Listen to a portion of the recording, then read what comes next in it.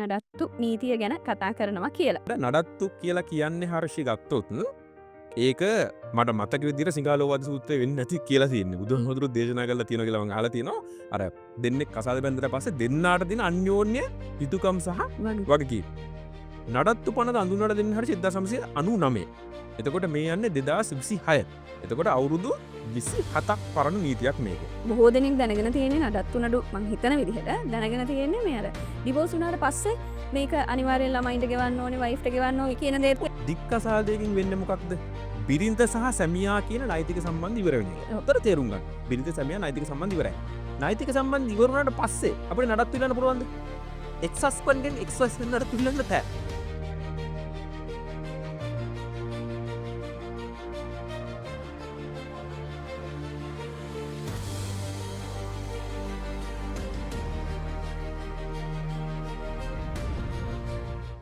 සුබ සන්ධ්‍යාවක් වේවා කියලා ප්‍රාර්ථනා කරනවා හැම කෙනෙකුටම ශ්‍රී ලාංකීය ප්‍රෞಢත්වයේ අඳුරය හෙළසර රේඩියෝ. ඉතින් සුපුරුදු විදිහටම සුපුරුදු වෙලාවට අපි ඇවිත් ඉන්නවා මේ පැත්තට නොදන්න නීතිය ගැන කතා කරන්න, දන්න නීතිය නොදන්න පැතිකඩ ගැන කතා කරන්නත්. ඉතින් මේ වැඩසටහනට සුපුරුදු විදිහට අපිත් එක්ක සම්බන්ධ වෙනවා චන්දන උඩගෙදර මහතා. ආයුබෝවන් චන්දන මහතා. ආයිබෝන්. ඉතින් කාර්ය බහුලයි. අපි නමුත් මේ වැඩසටහන ඔමාරි වෙලා හොයාගන්න. අනිවාර්යයෙන්ම මොකද නීතිය කියලා කියන්නේ නොදන්න දෙයක්. අපි දන්නවා කියලා හිතාගෙන හිටියට නොදන්න දේවල් ගොඩක් තියෙනවා. මොකද මේ වැඩසටහනින්ම මමත් ඉගෙනගත්තු බොහෝ දේවල් තියෙනවා. ඉතින් අපි දැනගෙන ඉන්න නීතිය ගොඩක් වෙලාවට නිවැරදිමද කියලා දැනගන්න පුළුවන් අපේ වැඩසටහනත් එක්ක එකතු වෙලා ඉද්දි. ඉතින් අපි ඔබට මතක් කරලා තියෙනවා සුපුරුදු විදිහටම ඔබට තියෙන නීතිමය ගැටලුවක් ගැන කතා කරන්න පුළුවන් අපිට WhatsApp නම්බර් එක හරහා. WhatsApp නම්බර් එක ඇති රේඩිස් වෙන විදිහට ඔබට පුළුවන් මේ නම්බර් එකට ඔබගේ තියෙන ගැටලුවක් යොමු කරන්න. ඉතින් ඒත් එක්කම මේ අද අපි ගිය සතියේ පොරොන්දු වුණා නඩත්තු නීතිය, නඩත්තු නඩු ගැන කතා කරනවා කියලා. ඊට කලින් මට හිතෙනවා මේ දවස්වල තියෙන පොඩි ගැටලුවක් එක්ක සහ පොඩි කතා බහක් එක්ක අපි වැඩසටහන ආරම්භ කරමු නේද?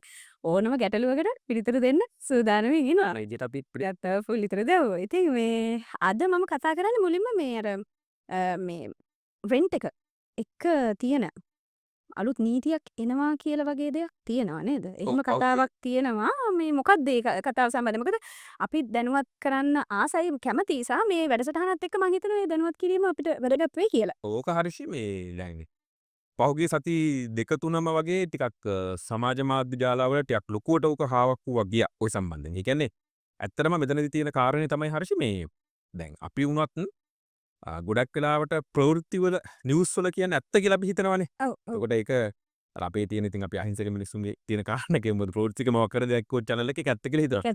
එතකොට ඔය පහුගිය ටිකේ එක දිගටම ගියා හර්ෂි මේ කුලියට ඉන්න කුලී කරුවන් බදු කරුවන්ගේ ආරක්ෂාවට විශේෂ නීතියක් ගේන්න හදනවා කියලා. දැන් ප්‍රශ්නේ තියෙන්නේ සමහර පුද්ගලයෝ මේ විශේෂයෙන්ම මේ නීතියක් ගෙනාවා කියලා හිතන විදිහට යම් දේශපාලඥයෝ මේ සම්බන්ධයෙන් වොයිස් කට්ස් ගොඩක් දීලා තිබ්බා. එතකොට ඕකත් එක්ක හරිෂි පොඩි බයක් ඇති වුණා ගොඩක් කට්ටියට මේ කුලියට දීලා ඉන්න කට්ටියට. ගෙවල් වල අයිතිකාරවන්ට බයක් ඇති වුණා මේ දැන් අපි අපේ ගෙදර කුලියට දීලා තියෙන්නේ. දැන් මේ කුලියට ඉන්න කට්ටියගේ ආරක්ෂාවට නීතියක් ඇවිල්ලා තියෙනවලු. එතකොට දැන් අපිට ආයේ ගේ ගන්න බැරි වෙයි. ඒගොල්ලෝ දිගටම අපිට විරුද්ධව නඩු කිය ඒගොල්ලෝ මේ ගේ අයිති කරගයි. එතකොට විශේෂයෙන් පිටරට ඉන්න කට්ටියත් ගොඩක් කලබල වුණා මේ ඒගොල්ලෝගේ දේපල ලංකාවේ තියෙන කට්ටිය ගොඩක් රට රෙන්ට් එකට දෙනවනේ. එතකොට ආයේ නොදෙන මට්ටමට පවා සමහර ලාට ඒගොල්ලෝගේ මානසිකත්වය හැදිලා තිබ්බා. හැබැයි අපි තේරුම් ගන්න ඕනේ හරියට දැන් එහෙම නීතියක් තාම ඇවිල්ලා නැහැ. පැහැදිලිද? ඇවිල්ලා නැහැ. හරි. එන්න නියමිතව තිබෙන පනත් කෙටුම්පතක් පමණයි ඒක. ඒ නීතියත් හරියට ප්‍රධාන වශයෙන් කියලා තියෙනවා හැම කුලීකරුවෙකුට මේකේ වාසියක් ගන්න හම්බෙන්නේ නැහැ. ප්‍රධාන වශයෙන් මේකේ වාසිය හම්බෙන්නේ නිත්‍යනුකූලව තන කුලියට අරගෙන ඉන්න කට්ටිය විතරයි. නිත්‍යනුකූලව පදගිවිසුමක් යටතේ නිත්‍යනුකූලව කෙනෙක් කුලියට දේපලක් අරන් ඉන්නවනම් අන්න එයා සලකනවා මේ පනත අනුව හරි විදිහට ඉන්න කුලිකරුවෙක් විදිහට. ඒ වගේම මේ පනත් කෙටුම්පතේ විස්තර කරලා තියෙනවා හරියට මේ යම් ගෙදර අයිතිකාරයා විසින් අර කුලිකරුවා පීඩාවට පත් කරන ආකාරයේ ක්‍රියා උදාහරණයකට වතුර කපනවා. හරි. ලයිට් කපනවා. ඒතකොට කුලියට ඉන්න කෙනාට හිරිහැර වෙන විදිහට විවිධ අඩන්තේට්ටම් කරනවා නම් ඔන්න ඔය වගේ දේවල් කරනවා නම් ඒ දේවල් ටික පටන් ගන්න කලින් මාස 3ක ඉඳලා අඛණ්ඩව නිර්වුල දීපලේ කෙනෙක් ඉන්නවා නම් අන්න ඒගොල්ලන්ට මේ පනතේ ප්‍රතිපාදන තියෙනවා. ඒ කියන්නේ සරලවම ගත්තොත් හරිය මේ නීතිය තියෙන්නේ ඇත්තටම ගත්තොත් එහෙම හරි විදිහට කුලී ගෙවන කෙනෙකුගේ ආරක්ෂාවට. එහෙම නැතුව බීතිකාවක් ඇති කරගන්න අවශ්‍ය නැහැ. ගෙදරක් කුලියට ගත්තොත් ඒ පුද්ගලයාට නැවත ඒ පුද්ගලයාගෙන් නැවත මට ගේ ගන්න බැරි වෙයි. ඒ වගේ කිසිම බීතිකාවක් ඇති කරගන්න කිසිම අවශ්‍යතාවයක් නැහැ. ප්‍රශ්නේ තියෙන්නේ හර්ෂි මේකත් මම මේ වැඩසටහනේ කියන්න ඕනේ. මේ සමහර නීති තියෙනවා හර්ෂි ගේන්න හදන නීතිත් තියෙනවා. ඒවා සමහර වෙලාවට යම් යම් පුද්ගලයෝ අර්ථ නිරූපණය කරන්නේ ගොඩක්ම දේශපාලන අදහසින්. හරි. හරිද? එතකොට මේ දේශපාලන අර්ථකථන වලින් සමහර නීති ගේන්න හදන නීතිත් අර්ථ නිරූපණය කරාම සාමාන්‍ය ජනතාවගේ ඔළුවට එන අදහස විකෘති වෙලා තමයි යන්නේ. එහෙම ප්‍රශ්නයක් තියෙනවා. ඒතකොට ඒක නිසා මමත් අපේ ආදරණීය අපේ නරඹන්නන්ගෙන් ඉල්ලා සිටිනවා කෙනෙක් කියන්නම් පළියට මෙහෙම නීතියක් තියෙනවා කියලා විශ්වාස කරන්න හදන්න එපා. තාම එහෙම නීතියක් ඇවිල්ලා නැහැ. ඒක නිසා කරුණාකරලා ඔයාලා තමන්ගේ දේපල කුලියට දෙන්න බලාපොරොත්තු වෙනවා නම් ඒ ගැන කිසිම බීතිකාවක් ඇති කරගන්න එපා. ඊටාම විධිමත් බදු කිවිසුමක් කරහා නීතිඥ මහත්මයෙක් හම්බෙලා ද්වාරස් මහත්මයෙක් හම්බෙලා ඊටාම නිවැරදි නිශ්චිත පිළිවෙලට හදපු බදු කිවිසුමක් කරහා කෙනෙක් කුලියට දීමක් සිද්ධ කරලා තියෙනවා නම් සිද්ධ කරනවා නම් ඒගොල්ලන්ට කිසිම ගැටලුවක් හම්බෙන්නේ නැහැ. අපි ඉදිරියේදී හර්ෂ මේ ගැන කතා කරමු. මොකද මේ කාරණාත් එන්නේ අර අපේ අධිකරණ පද්ධතිය අපි සාකච්ඡා කරන එක අධිකරණයක් තියෙනවා දිසාධිකරණය කියලා. ඒ දිසාධිකරණයට තමයි මේ ආශ්‍රිත ගැටලු ටිකත් අනාගතයේදී යොමු වෙන්නේ. අපි ඒකත් ඉදිරියේදී අපි සාකච්ඡා කරමු. ඔව් මොකද මේ විශේෂයෙන්ම මේ බය වෙන්න කාරණයක් නෑ. මොකද නිවැරදිව ජීවත් වෙන පුද්ගලයෙක් නම් මේ එන නීති අපි එක පැත්තකට එක පාර්ශවිකව තියෙන නීතිය එමෙයින සියලුම දෙනාට සහනයක් තියෙන පැහැදිලි. නීතිය. අපි හැමෝම දන්නවනේ හර්ෂ දැන් බදු කිවිසුමක් දෙපාර්ශවයක් ඉන්නවා. ඔව් බදු දෙපාර්ශවයකින් පෙරම්කරු බදු දීමනාකරු. එතකොට බදු දීමනාකරුගේ වාසියට නීති තියෙනවා. ඒ වගේම බද්දට ඉන්න කෙනාගේ වාසියට නීති තියෙනවා. දැන් සරල උදාහරණයක් මොකද? දැන් ඔයා ව්‍යාපාරයක් සඳහා බද්දට අරන් තියෙනවා පරිශ්‍රයන්. හොඳද? ඔයා අවුරුදු 5කට ගන්නෙ. හරිද? ඔයා අවුරුදු 2ක් ඒ පරිශ්‍රයේ ඉන්නකොට ඔයා හොඳට දියුණු වෙනවා. හරි? සාමාන්‍ය දියුණු වෙන එක සමහර මිනිස්සුන්ගේ ඇහැ කටු වගේ වෙනවා. එතකොට ඔයා හිතන්නකෝ ඔයා බද්දට ගත්ත දේපලේ ඉදුරු අවුරුදු 3 ඔයාට ඉන්න අවසර තියෙද්දි ඔයා හරියට කුලිත් ගෙවද්දි ඔක්කොම කරද්දි ඒගොල්ලෝ මේ ඉල්ලනවා දේපල. දෙපරේ. එක්ක වෙන මිනිස්සුන්ට වැඩි ගන්න දෙන්න හරි. එතකොට බලන්න දැන් ඔයාට එක්ක ව්‍යාපාර කටයුතු සියල්ල නවත්තන්න වෙනවා. වෙන තැනකට යන්න වෙනවා. එතන ඔයා හරි විදිහට කුලිය ගෙවන පුද්ගලයෙක් වෙලා. ඔයා කොච්චර අගතියටපත් වෙනවද? ඔව්. එතන ඔයාගේ ආරක්ෂාව නීතියක් උන්නේ නැද්ද? නීතියක් තියෙන්න ඕනේ නේ. එතන ඒක නිසා මම මේ කියන්නේ දැන් ඔය වගේ නීති ගේන්න හදනකොට වැරදි අර්ථකථන එන අදහසින් ඒවා නිවුස් වල කියනවනම් ඒවා සමාජ මාධ්‍ය කියනවනම් ඇත්තටම ඒක වෘත්තික වෙන්න ගැලපෙන්නේ නැහැ. ඒ සාමාන්‍ය ජනතාව ගොඩක් වෙලාවට මේක නම කියනවා. දැන් ඒක තමයි වෙලා තියෙන්නේ. පහුගිය සති දෙකේ සම්පූර්ණයෙන්ම අර අපි මේ නීති ශේෂ්ත්‍ර ඉන්න නිසා අර අපි කියන්නේ අර ලොකු බීතිකාවක් තිබ්බ මේ සම්බන්ධයෙන්. ඊට පස්සේ අපි පුළුවන් තරම් පැහැදිලි කළ දුන්නා. තාම එහෙම නීතියක් ඇවිල්ලත් නැහැ. අවිලන. ආවත් බය වෙන්න දෙයක් නැහැ. මොකද මේ නීති පිහිට තියෙන්නේ හරි විදිහට කුලී ගෙවන හරි අර අපි කියන හොඳ කුලීකරුවන්ට තමයි මේ වාසිය තියෙන්නේ. එහෙම නැතුව මේ අර අපි කියනවනේ අර හචා බචා විදිහට ඉන්නවා කියලා සරල භාෂාවෙන් කිව්වොත් එහෙම. එහෙම කිසි කෙනෙකුට මේක හිතක් හම්බෙන්නේ නැහැ. බය වෙන්න දෙයක් නැහැ මේ නීතියක් අලුතෙන් එනවා කියපුවාම අර පොඩි බීතිකාවක් එන බයක් තමයි ඉතින් මේ කතාව කරේ. මේ අපි සාකච්ඡා අපි පොඩ්ඩක් කතා කරොත් එහෙම දැන් වෙන ලෝකේ වෙන රටවල ගොඩක් ඉන්නේ කුලියට තමයි. ඔව්. ගොඩක් ගෙන එතකොට ඒගොල්ලොන්ගේ කුලියට ඉන්න කට්ටියක ආරක්ෂාවට නීති තියෙනවා. දැන් ලංකාවේ අපිනේ මේ සින්නක් කර මට ගයක් හදාගන්න මගේ දේපල දැන් මේ අදහස හරිචි මේ දකුණු ආසියානු රටවල ගොඩක් තිබ්බට අපි එළියට කියලා බලනකොට එහෙම එකක් නැහැ. එහෙමත් නැහැ. එතකොට මම කියන්නේ අපි පොඩ්ඩක් ඊට වඩා පොඩ්ඩක් අපි නිකන් හිතන පතන විදිහින් වුණා චුට්ටක් වෙනස් වෙන්න ඕනේ නේද? එකක් තියෙනවා. වැදගත්. ඉතින් මේ විදිහට නීතියේ මම කියන්නේ මේ අපි නොදන්න නීතිය මේ විදිහ ඔබට ගැටලුවක් තියෙනවා නම් අපිට ඉදිරිපත් කරන්න පුළුවන්. අපි පිළිබඳව මෙන්න මේ විදිහට සාකච්ඡාමය වශයෙන් ඔබට හොඳ දැනුවත් කිරීමක්. නිවැරදි පිළිතුරක් ලැබෙනවා. එහෙමනම් අපි අද දවසේ සාකච්ඡාවට යමු චන්ද්‍ර මහත්මයා. අපි කතා කරා පසුගිය සතියේ අද දවසේදී නඩත්තු නීතිය ගැන කතා කරනවා කියලා. අපි පොඩි පැහැදිලි කිරීමක් එක්කම යමු සාකච්ඡාවට. පැහැදිලි කිරීමක්. දැන් හරිෂ අපි දැන් මොකද මම හිතන විදිහට මම විශ්වාස කරන විදිහට නඩත්තු නීතිය තමයි හරිෂි ගොඩක් වෙලාවට මහේස්වත් අධිකරණවල වැඩිපුරම භාවිතා වන පනත් කීපෙන් එකක්. දැන් මහේස්වත් උසාවිය අපි කතා කරන්නේ පොලිස් උසාවියට අපි කතා කරන්නේ අර අපිට ගොඩක් සමීප උසාවියක්. දැන් ඒ උසාවියේ සාමාන්‍යයෙන් සතියේ දවසක් දෙකක් වෙන් වෙනවා වෙනම නඩත්තු දිනේ කියලා. එතකොට හර්ෂි දැන් අර අපි මේ සාකච්ඡාවේ නීතියෙම චුට්ටක් එළියට ගිහලා කතා කරොත් එහෙම හරිද? සාමාන්‍යයෙන් මම විශ්වාස කරන දේ තමයි හර්ෂි සාමාන්‍ය මිනිස්සෙකුට නීතිය පිළිබඳව හොඳ අවබෝධයක් ලබා ගන්න අධිකරණය ඉතාම වැදගත් වෙනවා. ඒ වගේම හර්ෂි ජීවිතය ගැන ඉගෙන ගන්න. හොඳම තැන් තුනක් තියෙනවානේ. අනිවාර්යයෙන්. එකක් තමයි රෝහල, එකක් තමයි බන්ධනාගාරය එකක් තමයි අධිකරණය. අධිකරණයට ඇවිල්ලා හර්ෂි අපි ටිකක් නිවිහැන හිල්ලේ දවස් 2-3ක් ඉන්නකොට අපිට තේරෙනවා මිනිස්සුන්ගේ බැඳීම් කියන කාරණත් එක්ක ඒගොල්ලෝ වැටෙන අමාරුකම්. නඩත්තු නීතිය එහෙම තමයි. අපිට සමහර වෙලාවට පේනවා හර්ෂි අවුරුදු 3-4 පොඩි උන් කිහිල්ල ගහන අම්මලා. හරිද? තමන් එක්ක මාර ආදරෙන් හිටපු අර අපි කියන සරල භාෂාවෙන් අර ලව් කරපු කියලා මාර ආදරෙන් ඉඳලා. එතකොට ඒගොල්ලොත් එක්ක ලස්සන කසාද ජීවිත පොඩි කාලයක් ගත කරලා වෙඩින් අරගෙන ඔක්කොම කරලා කාලෙත් එක්ක ජීවිතේ වෙනස් සැලසුම් කරලා කාලෙත් එක්ක මිනිස්සු වෙනස් වෙනවා. ඒ වෙනස් වීම එක්ක අන්න බිරිඳට සලකන්නෙත් නෑ සැමියා, දරුවට සලකන්නෙත් නෑ. අන්න එතකොට හර්ෂි බිරිඳටයි සැමියාටයි වෙන් වෙන්න දික්කසාද වෙන්න අවස්ථාවක් නෑ. හරි. හැබැයි දෙන්න වෙන වෙනම ඉන්නේ. සමහර වෙලාවට හර්ෂි අපි දැකලා තියෙනවා අනන්තවත් එකම ගෙදර ඇතුලේ. හරි? එකම කාමරේ, එකම ඇඳේ දෙන්න දෙපැත්තටලා ඉන්නවා කිසිදු කතා බහක් නෑ. අපි ඕකට කියන්නේ හර්ෂි අර වෙනම අපි කතා කරන මේ සයිලන්ට් ඩිවෝස් කියලා. ඒ කියන්නේ මේ දෙන්න නිත්‍යනකොට ඩිවෝස් වෙලා නැහැ. එක ගෙදර ඇතුළේ තරහකාරයෝ වගේ. සමහර විට අර සමාජයේ තියෙන ගැටලුව එක්ක මේ දෙන්නගේ දෙට් වෙලා ඉන්න පිටට පේන්නේ නැති වෙන්න වගේ ඔව්. ඒ වගේ අර අපි කියනවානේ මේ ඇතුලේ ගිනි පිටට දෙන්න කියලා. ඔව්. අර ඒක නිසා ඒ දෙන්න විඳවින්න ඉන්න. හැබැයි ඒ විඳවිල්ල ඇතුලේ හර්ෂි කවුද පීඩාවටපත් වෙන්නේ? ගොඩක් වෙලාවට පීඩාවටපත් වෙන්නේ කාන්තාවයි. දරුවෝ. මම කියන්නේ දන්නවද?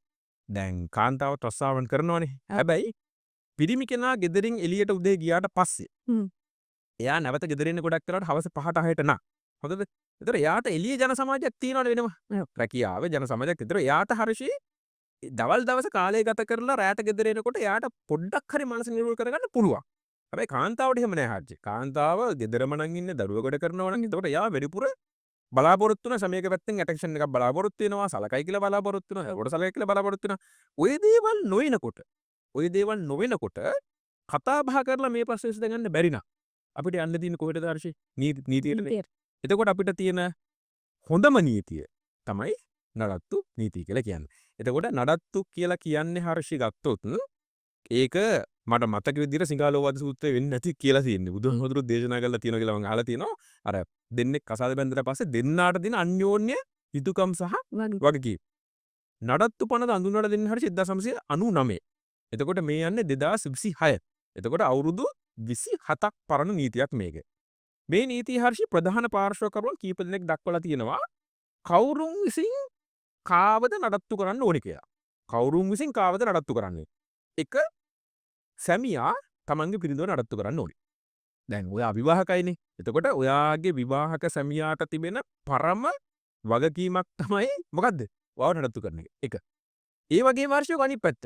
බිරිඳ තම සැමියාව නඩත්තු කරන්න ඕනේ. දැන් ඉස්සර හර්ෂි ඔක තිබ්බේ නැහැ. පැහැදිලිද? ඒ කියන්නේ ඉස්සර නීතිය හැටියට සැලකුවේ සැමියයි බිරිඳයි නඩත්තුවලදී සමාන තත්ත්වය සැලකුවේ නෑ හර්ෂි. හැබැයි 1999 දී සැමියා සහ බිරිඳ කියන දෙන්නම එක සමාන තලයකට ගෙනාවා. ඒකට හේතුවක් තියෙනවා. දැන් වර්තමානයේදී දැන් වත් හොඳටම දන්නවා වත් රැකියාවක් කරනවා. ඔයාගේ සැමියාත් රැකියාවක් කරනවා. දෙන්නම රැකියාව කරනවානේ. එතකොට වර්තමානයේදී නීතිය පිළි අරගෙන තියෙන නඩත්තුවලදී බිරිඳටත් වගකීමක් තියෙනවා තමන්ගේ සැමියාව නඩත්තු කරන්න. හැබැයි ප්‍රායෝගිකව හර්ෂි ප්‍රායෝගිකව ගත්තොත් මම මගේ ඉතිහාසයේ එකම එක නඩු කරේ දැකලා තියෙන්නේ අහිංසක සැමියෙක් ඇවිල්ලා තම බිරිඳට විරුද්ධව නඩුවක් දාලා මාව නඩත්තු කරන්න මට නඩත්තු වුණේ කියලා ඉල්ලලා තියෙන එක අවස්ථාවක් මම දැකලා තියෙනවා. ඔව් මමත් ওই ප්‍රශ්නේ අහන්න කියලා හිටපු දේ. ඒක ගොඩක් වෙලාවට ඒක අනිත් පැත්ත. ඒ කියන්නේ බිරිඳවරු තමයි නඩු දාන්නේ සැමියාට විරුද්ධව මට නඩත්තු ගෙවන්න ඕනේ. මාව නඩත්තු කරන්නේ නැහැ කියලා. ඒතකොට පාර්ශ්වකරුණු දෙකක් දැන් අපි හඳුනාගත්තා. තුන්වෙනි පාර්ශ්වය තමයි දරුවන්. දරුවන් කියලා කිව්වොත් හර්ෂි අවුරුදු 18ට අඩු දරුවන් නඩත්තු කිරීමේ වගකීම දෙමව්පියන්ටම තියෙනවා. හොඳට තේරුම් ගන්න ඕනේ ඒක. ඒ කියන්නේ දැන් අපි ඉදිරියේදී මේක සාකච්ඡා කරමු. දරුවෙකුට අධ්‍යාපන කටයුතු වලට, එයාගේ නඩත්තුවට, එයාගේ ඉස්කෝලේ වියදම් ටික වෙන්න පුළුවන්, ක්ලාස් ෆීස් වෙන්න පුළුවන්, ට්‍රාන්ස්පෝර්ටේෂන් එකට යන දේවල් වෙන්න පුළුවන්. මේවා ගෙවන්නේ නැත්තම් දරුවට වෙනුවෙන් නඩත්තු ඉල්ලන්න පුළුවන්. අම්මට පුළුවන් තාත්තට විරුද්ධ ඉල්ලීමක් කරලා නඩත්තු ගන්න. තුන්වෙනි පාර්ශ්වකරුවා. හතරවෙනි පාර්ශ්වකරුවා අතිශය වැදගත්. අපි ඒගොල්ලන්ට කියනවා වියපත් දරුවෝ කියලා. මේ වියපත් දරුවා කියන සංකල්පය හරියට අඳුනලා දුන්නේ මේ නඩත්තු පනතේ. දැන් වියපත් කියලා කියන්නේ මොකද්ද? වයසට ගියා කියන එකනේ නේ. මේ නඩත්තු පනත කියලා තියෙනවා ලස්සන කැටගරි එකක් අඳුනගෙන තියෙනවා. ඒ කැටගරි එක තමයි හර්ෂි අවුරුදු 18 25ක් අතර දරුවෝ. හරිද? අවුරුදු 18 35 අතර දරුවෝ අඳුනගෙන තියෙනවා. ඒගොල්ලෝ දරුවන් හැබැයි වයසට ගියපු දරුවා. ඒ හින්දා නමක් දීලා තියෙනවා මොකද්ද? වියපත් දරුවා. දැන් උදාහරණ ගමුකෝ හර්ෂ දැන් අපි හිතමු සරල උදාහරණයක්. අවුරුදු 21යි. ගෑල්ලමෙක් ඉන්නවා. එතකොට දැන් අවුරුදු 21 ගෑල් ළමෙක් නීති ඉදිරියේදී හර්ෂයා අවුරුදු 14 වඩා වැඩිනේ. ඒතකොට ළමෙක් වෙන්නේ නැහැ නේ. ඔව්. ළමෙක් වෙන්නේ නැහැ. හරිද? හැබැයි නඩත්තු පනත අනුව එයා වියපත් දරුවා කියන කොටසට වැටෙනවා. එතකොට මේ දරුවා අපි හිතමුකෝ අවුරුදු 21යි. මෙයා විශ්වවිද්‍යාල ශිෂ්‍යාවක් අධ්‍යාපන කටයුතු කරනවා. එතකොට එයාට රස්සාවක් කරන්න වෙලාවක් නැහැ. අම්මයි තාත්තයි ඩිවෝස් වෙලා නැහැ. දෙන්න එක දෙතරට මම කිව්වේ සයිලන්ට් ඩිවෝස් එකක් වගේ වෙලා තිනවා. තාත්තා සලකන්නේ නැහැ. දැන් මේ දරුවට පුළුවන් හර්ෂේ තාත්තට රස්සාවක් තාත්තට හොඳ ආදායමක් කියලා තියෙනවා නම් තාත්තට විරුද්ධව නඩත්තුවක් දාන්න. අම්මා පුළුවන් විදිහට සලකනවා කියලා අපි මේ දරුවට හැකියාව තියෙනවා. හිතලා කියාව තියෙනවා. මේක ඉතාමත්ම වැදගත්. මොකද අපි වර්තමානයේදී විශේෂයෙන්ම ඔය දැන් අපි කියනවනේ ෆොරින් කැම්පස් තියෙනවනේ විදේශ විශ්වවිද්‍යාල. ඒ විශ්වවිද්‍යාලවල ඉගෙන ගන්න දරුවෝ ගොඩක් වෙලාවට වර්තමානයේදී තාත්තයි අම්මයි සලකන්නේ නැත්තම් ඔය ඒ විශ්වවිද්‍යාල ගාස්තු අරගෙන ගෙවන්නේ නැත්තම් හර්ෂි ඒගොල්ලෝ දැන් පොඩි ට්‍රෙන්ඩ් එකක්මත් නෙවෙයි ඒක වෙනතට වඩා අඳුන ගන්න පුළුවන් වියපත් දරුවෝ නඩත්තු නඩු දානවා. ගොඩක්ම තාත්තට විරුද්ධව තමයි නඩු දාන්නේ. එතකොට මමත් දැන් මටත් මතක් වෙනවා මං එහෙම දැකපු අවස්ථා කීපයක්. එතකොට ඒ හැකියාව තියෙනවා නඩත්තු පනතන දරුවන්ට. පැහැදිලිද? දැන් සමහර දරුවෝ හිතන් ඉන්නවා මට දැන් අවුරුදු 18ට වැඩි මට ආයේ අම්මගෙන් තාත්තගෙන් නඩත්තු ගන්න බෑ කියලා. හැබැයි මම මේක අපේ මේ අහන දකින ප්‍රේක්ෂකයන් ඉල්ලා සිටිනවා කරුණාකරලා මේවා වැරදි අර්ථකථන ගන්න එපා මේ අපි වැරදි කරලා තියෙන නීතියට. එහෙම වියපත් දරුවෙකුට මේ අවස්ථාව දීලා තියෙන්නේ එයා අනිවාර්යයෙන්ම රස්සාවක් නොකර අධ්‍යාපන කටයුතු වගේ දේවල් කරන පුද්ගලෙක් වෙන්න ඕනේ. හරි. පැහැදිලිද? එහෙම නැතුව අවුරුදු 21යි රස්සාවක් කරන්නෙත් නැහැ කකා බිබී ඉන්නව අම්මගෙන් තාත්තගෙන් ගෙදෙට්ට වෙලා අම්මා සමහර වෙලාවට මේ දරුවා උස්සලා කියනවා තාත්තගෙන් නඩත්තු ගමු අපි කියලා. හරි. ඒ එහෙම දාන්නේ අම්මගේ තාත්තගේ ප්‍රශ්න දරුවගේ පිටින් යවන්න. එහෙම දරුවන්ට නඩත්තු දෙන්නේ නැහැ. පැහැදිලිද? එතකොට ඒ තමයි හතරවෙනි කාරණේ. අපි ඕන්න පස්සේ දාගත්තා කරමු. පස්වෙනි කාරණේ ඊටාම වැදගත්. ආබාධිත දරුවෝ ඉන්නෝනේ හර්ෂේ. හරි. ආබාධිත දරුවෝ මිය යන තුරුම මේක අතිශය වයස් සීමාවක් නැහැ.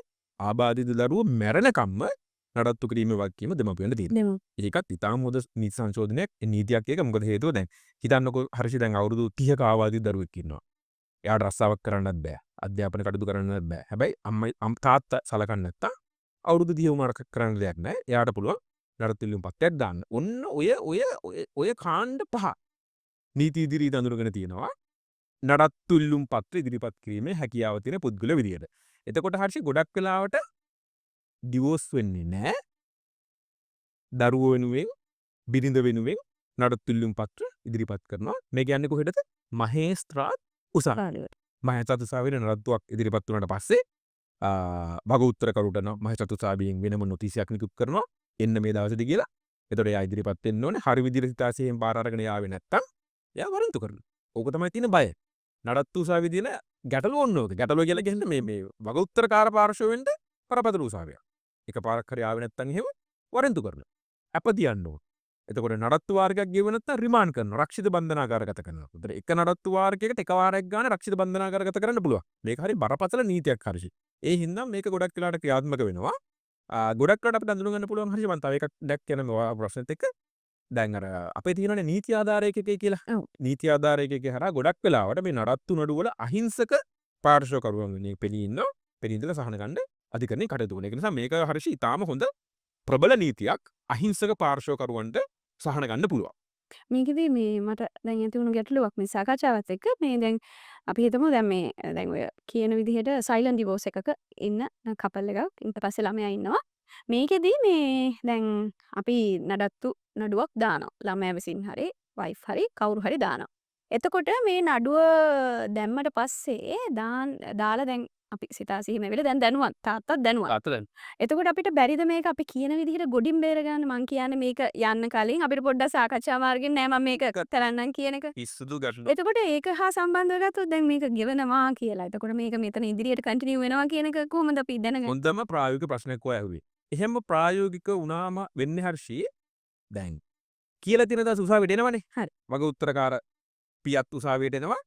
ඉල්ලුම්කාර මමත් උසාවියට එනවා. තව පොඩි ගැටලුවක්. මං කියන්නේ ඕක නඩුවකට යන්නම ඕනේ. ඒ කියන්නේ නඩුවක් දැම්මට පස්සේ ඒක එතන ඉලාස් කරගන්න පුළුවන්. ඉල්ලාස් කරගන්න පුළුවන්. ඉලාස් කරගන්න. ඒක මේ අදාළ නීතිමය පැත්තේ කොහොමද? ඒ කියන්නේ මේ ලෝ එක කතා කරලා ඔව්, ඊට පස්සේ ඔව් අපි හිතමුකෝ දැන් උදාහරණයක්ම දාගමුකෝ. මේක උදාහරණ මං අපි නිශාන්තව ගමුකෝ අපේ. හරිද? හරි. හරිද? ජනතය. නිශාන්ත විරුද්ධව අපි නඩත්තුනට දාලා. හරි. ගමුකනේ උදාහරණ ගමු.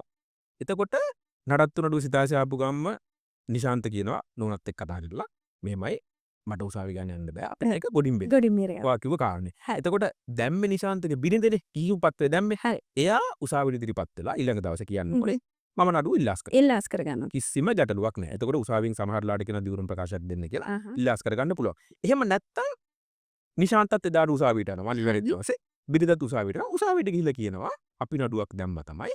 හැබැයි අපි දෙගොල්ලෝ දැන් සමගින් ඉන්නවා. අපිට නඩත්තුරු ඕනේ නැහැ. ඒතර උසාවියෙන් ගොඩක් වෙලාට නිශාන්තර දෙන්නටම කියන නම් සමගින් ඉන්න සාමයෙන් ඉන්න කියලා නඩුව පහදින. නඩුවක්. නැත්තම් නඩුව අයින් කරනවා. කිසිම අපි එහෙම දැකලා තියෙනවා හර්ෂේ.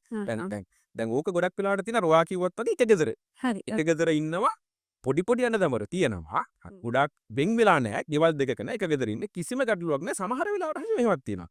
දැන් ප්‍රායෝගිකව මට මතක් වෙන යම් සිද්ධි තියෙනවා කතාවක කරද්දී ගොඩක් වෙලාවට ඔය අම්මලත් එක්ක එක ගෙදර ඉන්නවනේ. ඕක තමයි තියෙන බරපතලම ගැටලුව හර්ෂ. එතකොට ගොඩක් වෙලාවට හස්බන්ඩ් ගෙදර ඉන්න ගිහිල්ලා හොඳට එතකොට හස්බන්ඩ්ගේ අම්මලා තාත්තලා මේ කසාද ජීවිතයේ වැඩිපුර ඇඟිලි ගහනවා නම් අනිවාර්යෙන් ප්‍රශ්න ගොඩක් තැන්වල එනවා ওই ගැටලුව එනවා. එතකොට හර්ෂි එහෙම අවස්ථාවලදී බිරිඳටත් සැමියා කියන දේ අහන්නෙම නැත්තම් සැමියා තමන් ගැන බලන්නෙම නැත්තම් අඩතුරක් දාන්න පුළුවන්. උසාවියේදී ඊට පස්සේ හර්ෂි මේක යොමු කරන කොහෙද තමයි පෞල් උපදේශයකට යොමු කරනවා. අපි ඒකට ෆැමිලි කවුන්සලින් කියලා කියන්නේ. ෆැමිලි කවුන්සලින් එකේදී ওই ප්‍රශ්නේ අහලා ෆැමිලි කවුන්සලර් කියනවා කොයි ප්‍රශ්න තේරුම් ගන්න කියන ඉතින් ඔයාලා දෙන්න බලන්නකෝ දැන් ඔයාලා දෙන්න දරුවෙකුත් ඉන්නවා. ඉතින් ඔයා ඇයි තාම අම්මලත් එක්ක ඉන්නේ? තොරි කියනවා ඉතින් අම්මට තාත්තට වයසයි කවුරුත් බලන්නේ නැහැ. ප්‍රායෝගිකව කින දේවල් එතකොට කවුල් උපදේශනෙන් කියනවා අම්මලා තාත්තලා හැමදාම ජීවත් වෙන්නෙත් නෑනේ. හරි. ඉන්න ටික කාලේ බලන්න ඕනේ ඒක හරි. ඔයාලට බැරිද ඔය මහගෙදර ළඟම කුලියට තලක් අරගෙන යන්න බැරිද? අන්න ඒ වගේ හර්ෂි ප්‍රායෝගිකව කරන්න සොලියුෂන්ස් දෙනවා.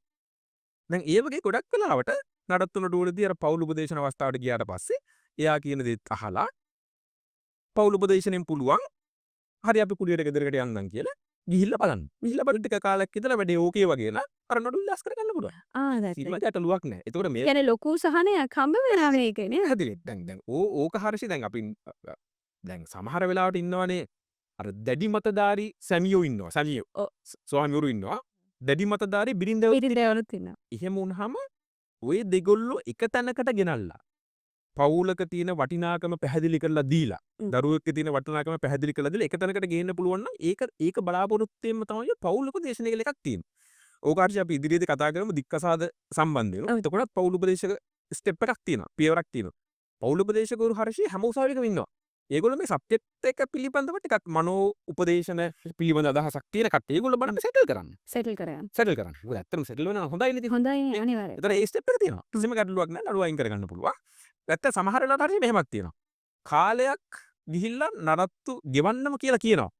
එහෙමත් ගෙවන්න කියලා ඔය කවුරු හරි කෙනෙක් පවුලේ නැති වුණාට වගේ පස්සේ පවුලක ලොකු ලොකු වෙනස්කම් තියෙනවනේ. අන්න එතකොට සෙටල් වෙන අවස්ථාවක් තියෙනවා. අපි තේරුම් ගත යුතු නෛතික තත්ත්වය තමයි හර්ෂේ. නඩත්තු නඩුවලදී කිසිම වෙලාවක බිරිඳයි සැමියයි දික්කසාද කරන්න නියෝග දෙන්නේ නැහැ. එතනදී කතා කරන්නේ මොකද්ද? නඩත්තුව සම්බන්ධයෙන් විතරයි. දෙන්න අයින් වෙන එකක්වත් ඒව ගැන කතා කරන්නේ නැහැ. හරි. මොකද ඒව කතා කරන්න මහේසත් උසාවියට බලයක් නැහැ. හරි. ඒව කතා කරන්න තියෙන දිසාධිකරණ. දිසාධිකරණ. දික්කසාද නඩුවලදී. මෙතනදී කතා වෙන්නේ වෙන්වීමක් ගැන නෙවෙයි. නෙමෙයි. නඩත්තු ගෙවන්න. අන්න හරි. දෙන්නට දෙන්න එහෙම නැත්නම් දරුවෝ නඩත්තු කරන එක ගැන තමයි මෙතනදී කතා වෙන්නේ. මේක හරිම මානුෂීය වශයෙන් සහ මම අර කිව්ව ජීවිත ගැන ඉගෙන ගන්න තියෙන හොඳ තැනක් කියලා. ඔව්. නඩත්තු උසාවියට දවසක් දැක්ක આવුත් හරිෂේ ජීවිත ගැන ගොඩක් දේවල් ඉගෙන ගන්න පුළුවන්. ඉගෙන ගන්න පුළුවන්. ඕකෙදි මේ තව කාරණයක් ඕක දීර්ඝකාලීනව එතකොට නඩත්තු ගෙවනවා කියන එකේදී කොහොමද අපිට ප්‍රූව් කරන්න තියෙන මොන හරි එවිඩන්ස් තියෙනවද ඒක ගොඩක් කරලා? වෙලාවට ඔව් මෙහෙමයි. නඩත්තු නඩුවලත් පියවර දෙකක් තියෙනවා. එක පියවරක් තියෙනවා తాවකාලිකව අතුරු දීමනාවක් නියම කරනවා. උදාහරණයක් විදියට නඩත්තු අපිට ආයකත් මම කියන්නම්. දැන් අපි නඩත්තුවක් ඉල්ලද්දී හරිෂේ අපි ඉල්ලුම් පත්‍රයක් මුසාවට ඉදිරිපත් කරන්නේ. හොඳද? ඒ ඉල්ලුම් පත්‍රේ දාන්න ඕනේ අපිට යන වියදම්. දරුවෙක් ඉන්නවනම් දරුවට යන වියදම් මොනවා. එයාට බෙහෙත් වලට වෙන්න පුළුවන්, ඉස්කෝලේ වෙන්න පුළුවන්, ක්ලාස් වෙන්න පුළුවන්. එතකොට එයාගේ තව අතිරේක ගාස්තු තියෙන වෙන්න පුළුවන්. හරි ස්කූල් සර්විස් එකේ දේවල් වෙන්න පුළුවන්. කුලියට ඉන්නවනම් එතන වෙන්න පුළුවන්. ඔය සියලුම වියදම් ටික අපි ඊටාම විධිමත පෙන්වන්න ඕනේ. හොඳද? ඒ ටික පෙන්නලා අපි උසාවියට කියනවා මට මාසෙට මට දරුවට රුපියල් 25000ක වියදමක් යනවා. මට රස්සාවක් කරන්න විදියක් නැහැ. මටත් 15000ක වියදමක් යනවා. එතකොට 25000යි 15000 එකතු කරලා අපි 40000ක්නේ. ඕක මට ඕනේ කියලා කියනවා. පළවෙනිම දවසේ උසාවියට සැමියාවට පස්සේ. හොඳද? එතකොට උසාවියෙන් කියනවා රයිට්. එහෙනම් 40000ක් නිල්ලලා තියෙන්නේ. 25000ක් ගෙවන්න කියලා කියන අපි ඒකට කියන මොකද්ද? අතුරු දීමනාව. සමහර වෙලාවට හර්ෂය අතුරු දීමනාවෙන් සෑහීමකටපත් වෙලා අතුරු දීමනාව ගෙවන් යන්න කියලා කියනවා. සමහර අවස්ථා තියෙනවා. ඒක තමයි මම කිව්ව දෙවෙනි අවස්ථාව. අර බිරිඳත් කියනවා නෑ මට 40000 ඕනේ. මට 40000ම. එහෙනම් උසාවිය කියනවා රයිට්. එහෙනම් මේ නඩුව අපිට විමසීම කියලා ස්ටෙප් එකකට යන්න තියෙන්නේ සාක්ෂි විභාග කරලා ඒක පොඩි කාලයක් යනවා හරියට. ඒක පොඩි කාලයක්. ඒතර ඒක පොඩක් තේරුම් ගන්න මේක අපිට අර ෂණික ආප්ප වගේ උත්තර එකපාරට හම්බෙන්න මම හැම වෙලෙම ගන්න උදාහරණ. සමහර කට්ටිය හිතනවනේ මට කොච්චර කාලයක් ඇයිද මේක ඉවර කරගන්න. ඒ වගේ ප්‍රශ්න අහනවා. එහෙම වෙන්නේ නැහැ. පොඩි කාල සීමාවක් යනවා. නමුත් අර වා කිව්ව එකට උත්තරයක් තියෙනවා. ගොඩින් බේර ගන්නත් පුළුවන්. විභාගෙට ගිහිල්ලා නියෝගයක් අරගෙන නියෝගයක් අරගෙන ඉන්න පුළුවන්. ඒ කල්ප දෙකම තියෙනවා. මම හිතන්නේ මේ නඩත්තු නඩු ගැන අපිට තව ගොඩක් දේවල් තියෙනවා කතා කරන්න. හැබැයි කාල වේලාව තමයි ඉවර වෙලා තියෙන්නේ. ඉතින් මොකද මේ අපි මේ විදිහට නීතිය ගැන කතා කරද්දී විශේෂත්වයම තමයි එක තැනකින් කොනකින් පොඩ්ඩක් එළියට ගියපු ගමන් ලොකු අපසරියක් තියෙනවා ඒ සම්බන්ධයෙන් කතා කරලා. ඒක එහෙම තමයි. මොකද හේතුව දැන් අර දැන් මම වුණත් දැන් වත් එක්කන සාකච්ඡාවේදී හිතාගෙන ආවට මම මෙතනින් බැරි නවත්තනවා ප්‍රායෝගික එකම ආවට කරගන්නේ මාරු. ඇත්තටම ගොඩක් දේවල් කතා කරන්න තියෙනවා. අපි මේවා මිනිස්සුන් සාමාන්‍ය ජනතාවට දැනුවත් වෙන්න කතා කරන්නත් ඕනේ හර්ෂ මේවා. ඔව් ඇත්තටම මේ බොහෝ දෙනෙක් දැනගෙන තියෙන්නේ නඩත්තු නඩු මං හිතන විදිහට දැනගෙන තියෙන්නේ මේ අර ඩිවෝස් වුණාට පස්සේ මේක අනිවාර්යෙන් ළමයින්ට ගෙවන්න ඕනේ වයිෆ්ට ගෙවන්න ඕනේ කියන දේත් එක්ක මට පැහැදිලි කරන වෙලාවක් තියෙද? විනාඩියක් විතර වගේ අපි ගමු. හොඳට තේරුම් ගන්න හර්ෂී. දික්කසාදයකින් වෙන්නේ මොකක්ද? බිරිඳ සහ සැමියා කියන නෛතික සම්බන්ධ ඉවර වෙන එක. හොඳට තේරුම් ගන්න. බිරිඳ සැමියා නෛතික සම්බන්ධ ඉවරයි. නෛතික සම්බන්ධ ඉවර වුණාට පස්සේ අපිට නඩත්තු ඉල්ලන්න පුළුවන්ද? එක්ස් හස්බන්ඩ්ගෙන් එක්ස් වයිෆ් නඩත්තු ඉල්ලන්න බෑ.